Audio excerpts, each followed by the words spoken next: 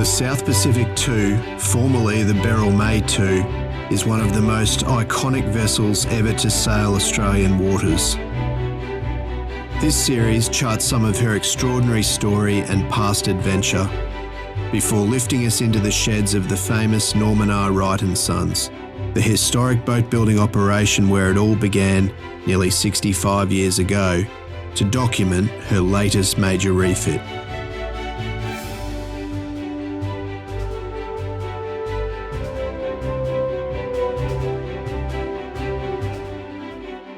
On the 22nd of April 1960, an ironbark keel was laid for a 72-foot vessel, 18 foot 6 in beam, with a hull to be constructed in river gum planking.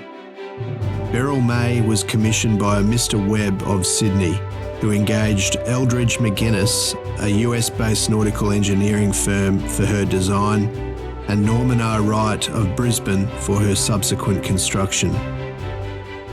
Bill and Ian Wright, the third generation of the now 115-year-old industry-leading Wright family firm, reflect on her beginnings. I do have memories of it being built. I was looking a bit older, and Mr. Webb, the person who was the owner, I remember him coming to dinner at home, a very nice gentleman. And I remember the boat being launched, beautiful Eldridge McGuinness design. I'd surmise that Mr. Webb actually probably went to Eldridge McGuinness and then brought the design to Dad for Norman Wrights to build. And again, part of that design, I'm sure, influenced Dad with the Valley High design. Lindsay Mee, who was the owner, had obviously seen Beryl May, as it was known in those days, and to my father, I want one like that. Dad had a really good look at South Pacific and got an owner that let him do what he wanted to do. He got a pretty free rein. But the thing that I always think, that the queue from South Pacific to Valley High is the hollow heel. It's a classic trait of that. And then Nimbus had the same hollow heel. Both Valley High and South Pacific got those beautiful tumble home transoms, which are just classical. And you do see that on some of the other Eldridge McGuinness boats like Black Knight and things like that. To this day, it still happens. We still build to other people's designs here, and yet we design for a lot of other builders.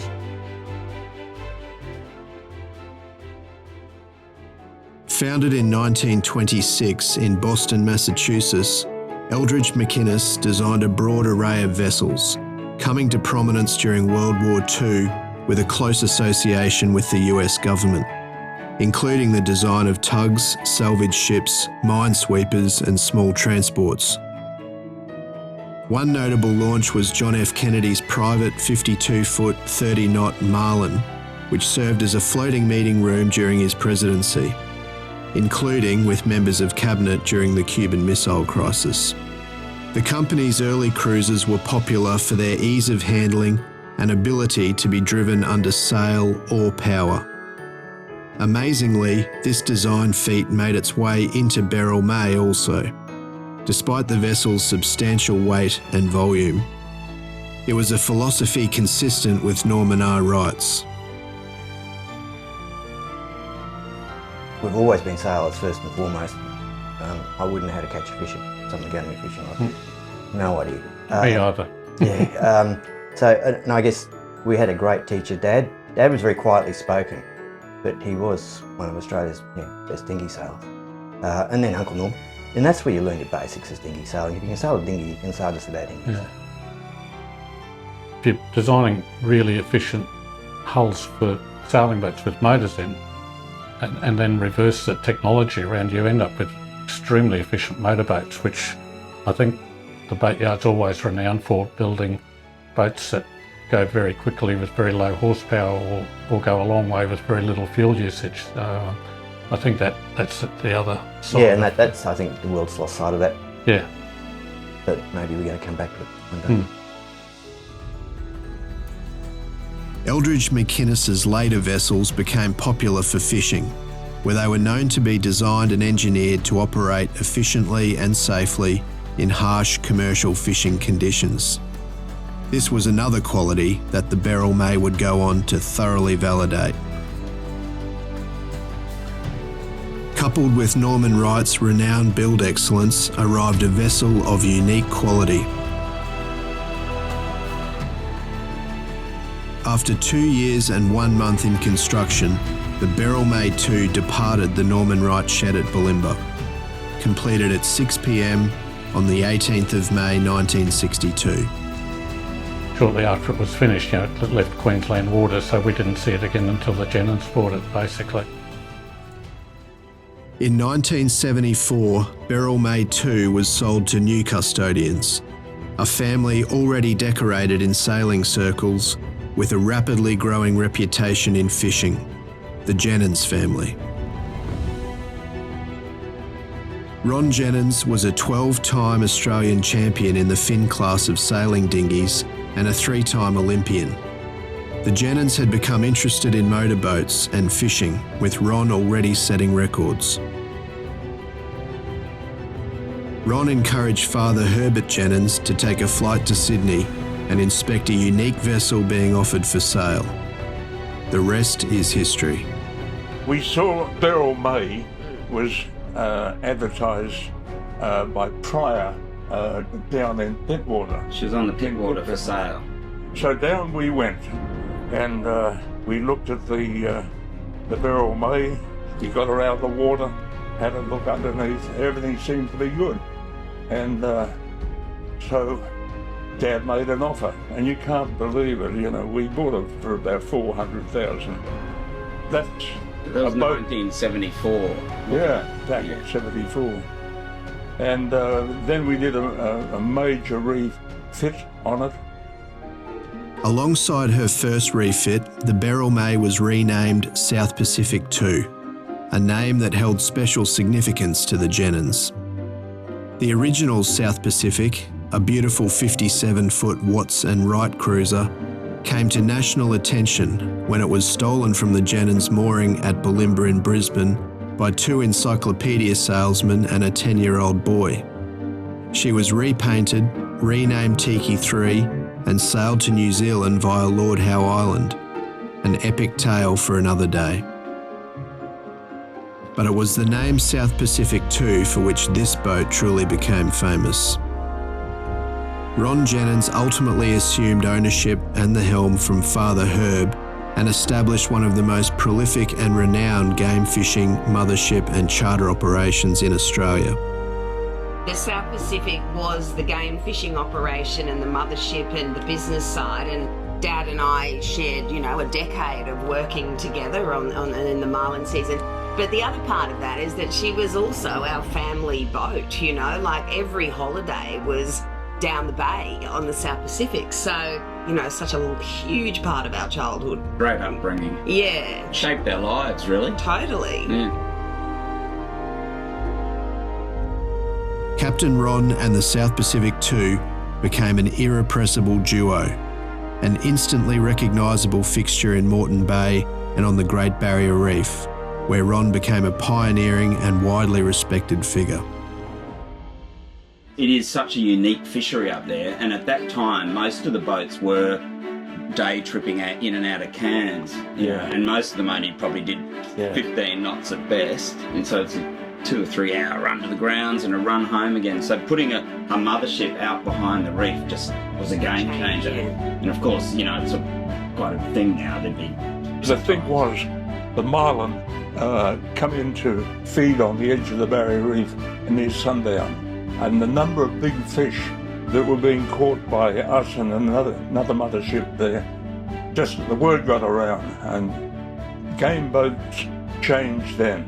They looked for motherships. Rather than running in and out every day, they'd tie up to a mothership, have a great chef, and enjoy some comfort. The sunset. Yeah. And convenience. Yeah, fish till sunset. You could fish that was till a big late. thing, yeah. 5 o'clock bite.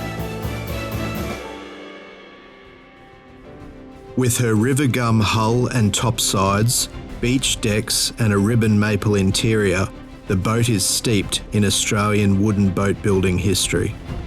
So when the Mahino which is that famous wreck on Fraser Island's East Coast beach. When she went aground, ended up on the beach at Preiser, Ron Wright took off up there and he collected all the timber door handles off the Mahino. And we've always had the timber door handles from the Mahino on this boat, these lovely cedar handles. Right up until her final refit, the South Pacific II was powered by her original engines, twin GM 671Es, producing 150 horsepower each. A robust and reliable match to what remains an incredibly efficient hull to this day. The vessel has about a 9 knots cruise speed, only running at about 1300 RPM. They're a 2-stroke diesel, and those engines, if you put a larger injector in them, they'll run at 1800 RPM. And at 9 knots, she's burning very little, very efficient. And I still use all of the, all the data from all those boats when we're designing their benchmarks. So, when we're checking off efficiencies, we can see how we lay in the efficiency area to make sure that, hopefully 10% better than its nearest rival in fuel consumption for speed. So the engines are they're loafing more or less, they're fuel. And even towing the game boat, we only lost half a knot or so. Maybe a knot. Remarkable motors. But how good was being on the bow while we were travelling with the jib? Oh, we just sit out there and go, this is just perfect. Isn't it? Well, there's no engine noise when you're right up on the bow there. It's just the noise of the sea breaking around the beautiful. Yeah.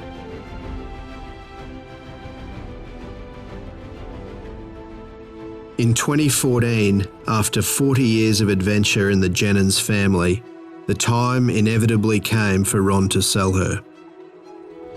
It was a very emotional time, but I'd reached the point where she needed quite a bit of money spending on it. And when you're retired for quite a few years, your wife looks at you, what are you going to do with spend more money on that boat? Yeah, that's not I working. said, no, I think the time has come when I've got to sell it. And we're so lucky to have someone buy the vessel and then spend considerable money on a complete refurbish of it. He seems to be very committed to the boat, and I'm so happy to see that. And she's good for another 30, 40 years, I reckon. And these boats are, you own it for a period, you're the guy maintaining it and looking after it, and then the next guy gets it. And it was great when Rob bought it because, he's the next guy that's going to do it. Like most people in Brisbane, I'd been on SP2 as a charter guest in the 90s. We did a fishing trip out here on Moreton Bay, and I'd met Ron, but never would have dreamed in 20 years' time I would have been the owner of this boat. We ended up buying the boat in 2014. So knew of it and knew its history, and then the opportunity came up, and the boat had been sailed for a while, I think, and it was for me, it was a pretty impulsive sort of buy. I wasn't actually in the market for it, but it was available, and we told my wife and said, we're going to buy this 72-foot old Moreton Bay cruiser, and she said, you're crazy, and which she normally does with my ideas. And before we knew it, we bought it. We just went ahead and bought it, and it's been great. It's been a fantastic experience. It was very meaningful when she was being sold because she, came into my life when I was 5. Would that be right? Yeah, right. And she was sold when I was about 50. So, she was very much a huge part of my life. We feel very fortunate that Rob was the guy who bought the boat too, because he very much, mutually beneficial, obviously. He loves having Dad on the boat and might get a few fishing spots. However, Dad gets to, still be the master of his domain and be with the old girl that he's so fond of. So, it's lovely. A real bonus, it wasn't really part of the plan, but just happened that way. And getting able to spend 5 years on the water with Ron and learning his experiences and his adventures was just incredible. The Saganto's purchase of SP2 also signalled a multi-generational baton change in skippers between the legend Ron Jennings and a talented young gun, Jacob Oxlade. It's a great transition from this legendary veteran of Ron to Jacob, and Jacob's just grabbed it and really run with it. I'm a bit of a novice when it comes to the mechanical side of it and most of the maintenance side of it, to be honest. And Jacob's just been able to pick it up and run with it. It's been great. The Saganto's new custodianship saw the first of her refits that included some key modifications to the layout of the boat.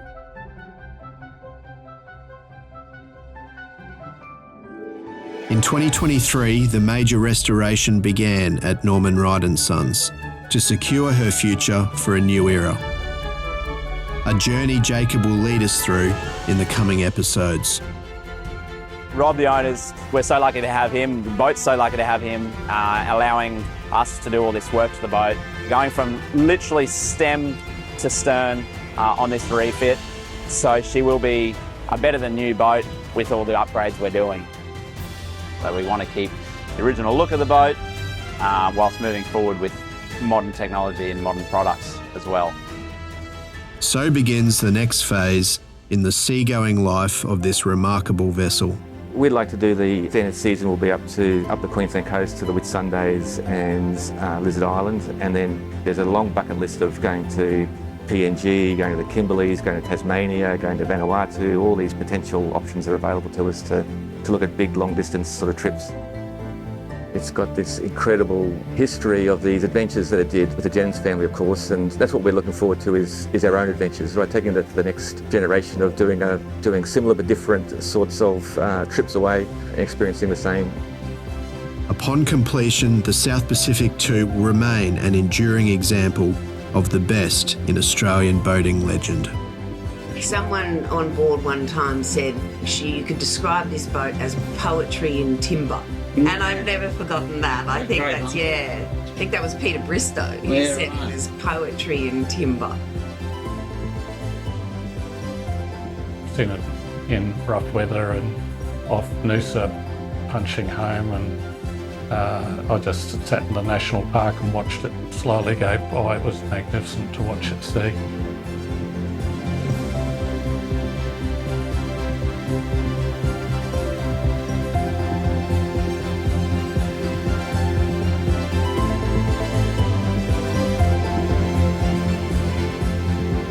Australia's Classic Boats is exclusive to coastwatch.com.au. Stay tuned for further episodes and subscribe to our YouTube channel at youtube.com/Coastwatch1. Don't forget to join the Coastwatch Club at the Coastwatch website.